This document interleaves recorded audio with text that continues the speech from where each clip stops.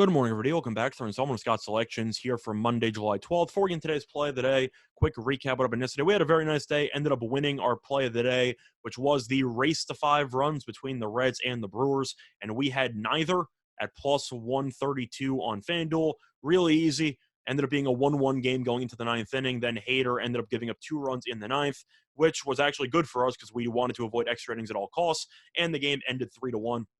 So a nice sweat-free winner there at plus 132. If you could not find that prop, hopefully you at least took the under 7.5. Either way, it was definitely a very easy winner. But we'll look for another winner here on Monday. However, if you've been looking at the actual sports card, you know that it's a pretty empty card. There's really not much going on except for one event in particular, which is the Home Run Derby, my personal favorite contest of the year.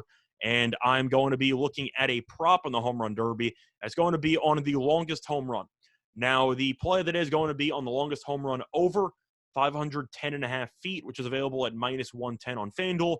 Time recording of 12:05 a.m. Eastern Time. Couple reasons why I like the over in the spot. First of all, simply shopping your lines. This is a great deal at 510.5. DraftKings has the same exact bet available at 519.5. So you're already saving 9 feet, no questions asked, just by shopping your lines. Now, everyone knows that this contest is going to be played in Coors Field, which is a very very hitter-friendly ballpark because of the altitude, which definitely allows the balls to travel further in the air because of the thin air, obviously. But in addition to that, Coors Field is such a hitters-friendly ballpark that they have tried to combat that in regular season games by using a humidor. So they will place the baseballs in a specific area to try to kind of change the way the trajectory, or in other words, to try to limit the amount of home runs in Coors Field to some degree, so it's not just absurd compared to the rest of the league like a Little League park. But for the Home Run Derby, the MLB has announced that there will be no humidor, which means that the ball should be traveling even further in the altitude, which is why this number has continued to rise at 510.5 up to 519.5 in most spots. So in addition to that, you also have the wind blowing out to right field at roughly 10 miles per hour, and this contest has a ton